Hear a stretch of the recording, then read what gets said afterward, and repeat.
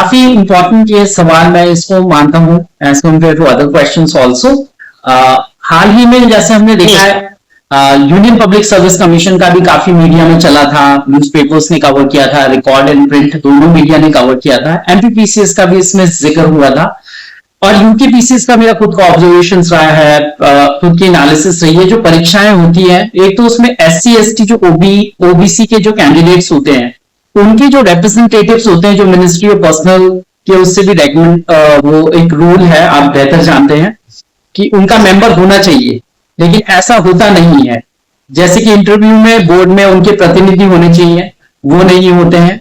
और जो इनको अंक दिए जाते हैं, जो मार्क्स दिए जाते हैं एससी एसटी और ओबीसी कैंडिडेट्स को, यूपीएससी की भी बात कर रहा हूँ, स्टेट पीसीएस की भी बात कर रहा हूँ, वो भी बहुत कम दिए जाते हैं। अगर कोई आरटीआई हम लगा लें ये पूछने के लिए कि क्या एससी एसटी का रिप्रेजेंटेशन वगैरह कुछ था वहां पे या नहीं था, तो जिस तरीके के जवाब दिए जाते हैं बहुत ही छुपाने वाले एक अजीब से जवाब होते हैं। वो मैं रन भी कर दूंगा एक एग्जांपल स्क्रीन पे। तो ये पारदर्शिता किस प्रकार की संवैधानिक है, सामाजिक न्याय और समान अवसर के अधिकार को आपको नहीं लगता है कि ये उल्लंघन है, जो कि बहुत ही रिसेंट हैपनिंग है और बहुत ट्रू है सर? ये मनोवादी सोच को पूरी अच्छी तरीके से प्रदर्शित कर रहा है या नहीं कर रहा है? मैं आपसे ये सवाल पूछना चाहूँ। देखिए, खुल के आज बात कर रहे हैं तो मैं आपको बता दूं कि मैं कंटेस्ट के लिए बिल्कुल तैयार हूं, मुझे डर नहीं लगता, लेकिन हम खुल के बात करेंगे इसमें। सबसे पहले आपको एक सिनेरियो समझना पड़ेगा। UPSC, MPSC, IAS, IPS, judiciary, क्या सिस्टम है, क्या सिस्टम?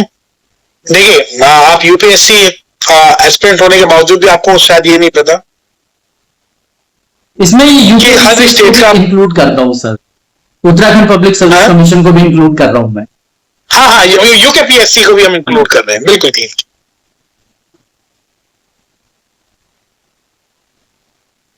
जो इंडियन सिविल सर्विस एक्ट था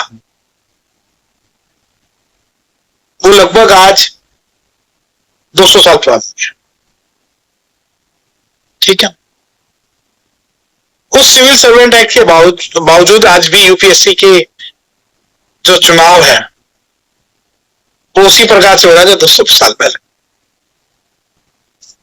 अब 200 साल पहले क्या था कि जो इंग्लिश जानेगा वो सिविल सर्वेंट जो है वो चूज हो।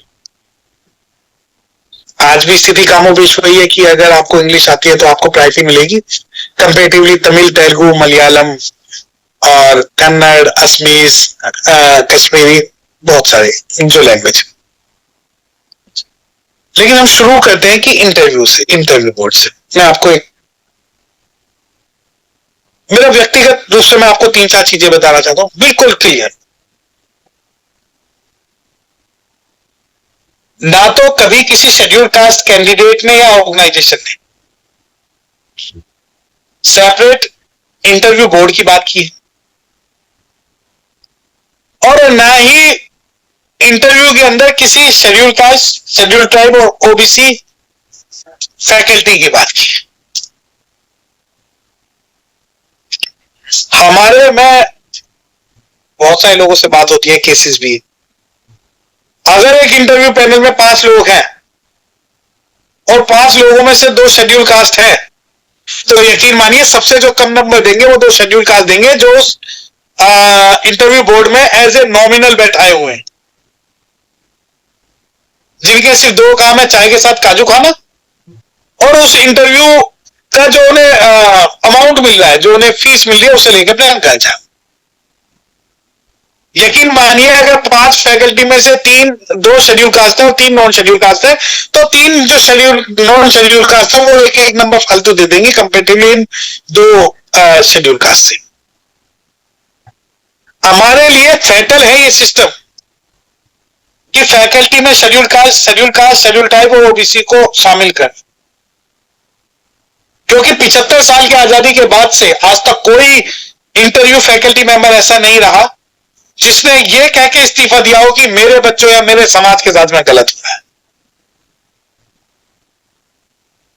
जबकि पिछले 10 साल में एक नया ट्रेंड शुरू हो गया, वो नया ट्रेंड मैं आपको बता देता हूं कि हमारे एससी कम्युनिटी के किसी बच्चे को टॉप कराते और नीचे से 100-200 बच्चों को साफ कर देते।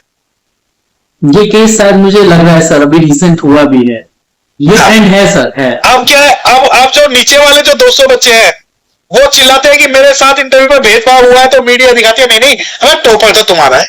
हाँ यही मेरे ख्याल से यूकेपीसीएस में कॉन्फर्म कर दूंगा मैं आपको। हाँ टॉपर तो तुम्हारा है। अब दूसरी बात, मिनिस्ट्री और डीओपीटी ये बताए, डिपार्टमेंट ऑफ पर्सनल ट्रेनिंग जी जी एमएचए कि किस प्रावधान के तहत आज भी यूपीएससी के अंदर इंटरव्यू बोर्ड तय किया जा रहा है। और अगर आपको equal opportunity to equal Indians देनी है तो ये यूपीएससी का एग्जाम इंडिया में होना ही नहीं चाहिए। अब ये कहें कि यार ये कौन सी बिना सिर पैर की बातें कर रहे हो कि यूपीएससी का जो एग्जाम है या उसका एवोल्यूशन है इंडिया में नहीं होना चाहिए। अबे जब तुम पुल बनाने के लिए बाहर से लोग ला सकते हो, सड़कें बनाने के लिए बाहर से लोग ला सकते हो, इंफ्रास्ट्रक्चर तैयार करने के लिए बाहर से लोग ला सकते हो, तो इंडिया के अंदर ऐसा सिस्टम आपको तैयार करना पड़ेगा कि ना तो किसी की कास्ट पता लगे ना किसी की क्वालिफिकेशन पता लगे। अब मैं एक सिंपल एक सवाल, एक एग्जाम्पलरी मैं वो आपको एग्जाम्पल दे रहा हूं। यूपीएससी में एक सवाल आता है कि भाई व्हाट इज योर नेम, मैं उसका आंसर लिखता हूं कि my name is doctor Satyaprakash Gautam, और उसकी 5 कॉपियां छपवा के 5 अलग अलग लोगों को भेजता हूं। कोई मुझे उसमें 10 में से 2 नंबर देगा, कोई 3 नंबर देगा, कोई 5 नंबर देगा, कोई 10 नंबर देगा। इस बात का निर्धारण आप कैसे कर रहे हैं कि जो रिटर्न हमारा टेस्ट हुआ है उसके अंदर आपके पास कोई साइंटिफिक फार्मूला नहीं है कि आप जो है इस एक आंसर के इतने नंबर उसको दे रहे हैं, और यही साइंटिफिक फार्मूला जो है इंटरव्यू में भी नहीं है। अगर रिजर्वेशन को खत्म करने का अगर कोई सबसे ज्यादा श्रेय जाता है तो यूपीएससी और मिनिस्ट्री ऑफ डीओपीटी को जाता है। अब जब बात होती है कि नहीं नहीं यूपीएससी एमपी से एससी जैसी कॉन्फिडेंशियल संस्था, कॉन्फिडेंशियल का मतलब क्या? कॉन्फिडेंशियल या तो पूरा यूपीएससी कुछ ऐसा काम कर रहा है जो पूरे भारत से और दुनिया से छुपाया जा रहा है।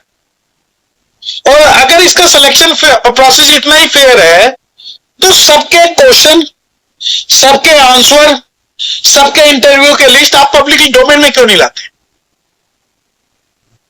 परंतु आप पब्लिक डोमेन में इसलिए नहीं लाएंगे क्योंकि दूसरी तरफ आपको लिटरल एंट्री से भी भर्ती करना है। अब लिटरल एंट्री तो कोई संवैधानिक प्रावधान है नहीं, परंतु जो इंटरव्यू बोर्ड यूपीएससी, मैं 3-4 चीजें बता रहा हूं कि ना तो कभी किसी शेड्यूल कास्ट व्यक्ति ने, ना ऑर्गेनाइजेशन ने, ना तो कभी जैसे बता चुका हूं कि इंटरव्यू बोर्ड की मांग की, ना ही ये मांग की कि इंटरव्यू बोर्ड के अंदर कोई शेड्यूल कास्ट हो, और ना ही कभी एससी सर्टिफिकेट की बात मांग की। आप हर कैंडिडेट को सिर्फ एक नंबर दीजिए। जब और क्यों, Y a separate interview panel is organized for taking interview of the SC, ST and OBCs because you will aware, okay, ये जो व्यक्ति आ रहा है ये शेड्यूल कास्ट है, ये शेड्यूल ट्राइब है, ओबीसी। आप उसकी जाति से आईएएस बना रहे हैं या कैसे बना रहे हैं? और दूसरी बात, एक बात और मैं बता दूं, वो ऐसे लोगों का आईएएस आईपीएस में ज्यादा नंबर देते हैं जिनकी जो तासीर है वो गुलामी की है। जी जी। अगर किसी की तासीर संवैधानिक है और उसकी तासीर यह है कि मैं संविधान के हिसाब से काम करूंगा, तो इंटरव्यू बोर्ड उनको कम नंबर देता है क्योंकि उन्हें ऐसे लोग चाहिए जो सर झुका के उनकी गुलामी करे, जो संविधान की बात। और मैं तो यह भी प्रपोज कर रहा हूं गवर्नमेंट ऑफ इंडिया से कि जिस प्रकार एमएनसी में हायरिंग के लिए विदेशों में लोग थ्रू वीसी वर्चुअल मोड काम करते हैं, इंटरव्यू पैनल भी ऐसी होना चाहिए। सिर्फ एक नंबर जाए, ना नाम ना कुछ। अब आ जाए कि व्यक्तिगत योग्यता, इंटरव्यू से आपकी व्यक्तिगत योग्यता निकलती है। तो इंटरव्यू ने आज तक मुझे बताया ना भारत में कि जितने भी करप्ट अधिकारी हुए कितने उनमें से एससी है, कितने एसटी है, कितने ओबीसी। आप उनका डाटा डालिए ना, कितने लोगों को आपने 56 जे के अंदर टर्मिनेट किया, उनकी कास्ट बताएं। कितने लोगों के खिलाफ अभी तक एफआईआर हुई है, उनकी कास्ट बताएं। जितने भी भारत के आईएएस आईपीएस के जितने बच्चे हैं, उनकी क्या, उनके जो रिलेटिव है उनकी इनकम क्या डिस्क्लोज करेंगे? आपने तो यूपीएससी को एक मिस्टीरियस बॉक्स बना दिया कि कोई भी गरीब, कोई भी जो संवैधानिक व्यवस्था में विश्वास करने वाला व्यक्ति यूपीएससी और स्टेट पीसीएस के अंदर में आज भी भेदभाव झेल रहा है, और भेदभाव वो बच्चे ज्यादा झेल रहे हैं जो संवैधानिक व्यवस्था को समझते हैं, उसको बदलने का प्रयास करते हैं, और उन्हें इंटरव्यू में कम नंबर दिए जाते हैं जानबूझ के कि ऐसा है। शेरों को चुनने से अच्छा गीदड़ों को चुन लो, कम से कम हमारी बात तो मान लेंगे जी। और वो बहुत मजबूत बच्चों को नहीं लेना चाहते, और रिप्रेजेंटेशन, और हमें नॉमिनल रिप्रेजेंटेशन नहीं चाहिए, हमें अफर्मेटिव एक्शन चाहिए, और हमें चाहिए कि जितने भी यूपीएससी है, इन सभी के अंदर का जो एक सिस्टम है, वो सिस्टम ट्रांसपेरेंट हो और वो इंडिया में कंडक्ट हो। क्योंकि मुझे विश्वास नहीं है बेसिकली यूपीएससी इंटरव्यू बोर्ड पे, मुझे विश्वास नहीं है मिनिस्ट्री ऑफ डीओपीटी पे, मुझे विश्वास नहीं है सुप्रीम कोर्ट की उन एंटी रिजर्वेशन जजमेंट से, जिससे कि हमारे जो यूपीएससी के जो अधिकारी लगे हुए हैं उनके साथ डिस्क्रिमिनेशन हो रहा है।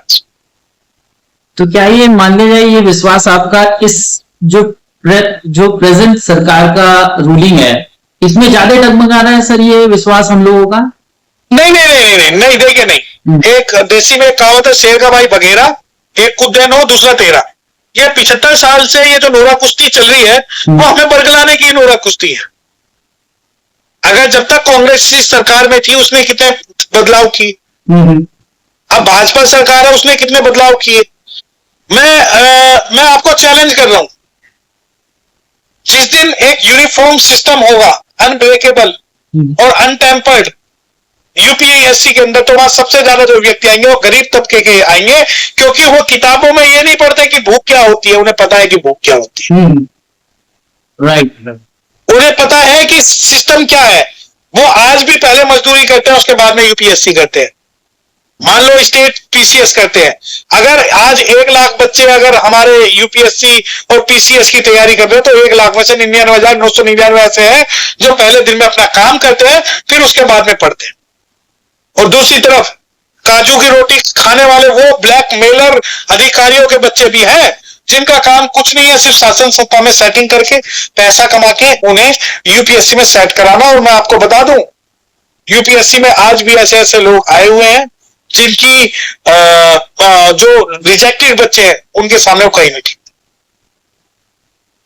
लगता है कि आपने बिल्कुल सही बात बोली, और पैटर्न है उत्तराखंड पब्लिक सर्विस कमीशन का, रीसेंट हैपनिंग है। मैं वो केस भी आपके साथ जब आपके पास कभी समय होगा शेयर करूंगा उसको, और कुछ आपसे मदद की गुहार भी हम लगाएंगे।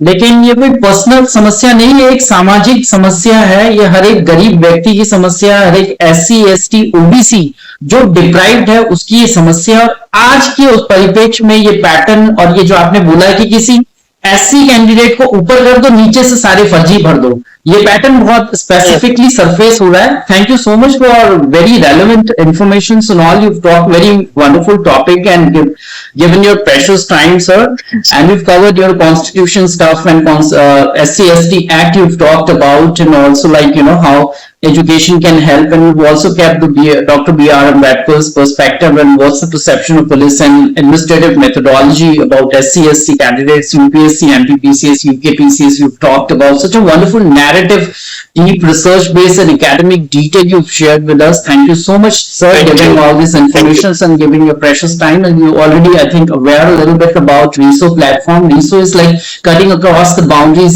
to cause you most relevant and reliable sociological informations and interpretations, so that we can make a better society together. So this is one of these special issue covering like Dalit sociology, Dr. B.R. Ambedkar, his perceptions. This is one of the series, and you joined us once again, sir. Thank you so much giving your precious time and joining. My pleasure. Thank you. Thank you.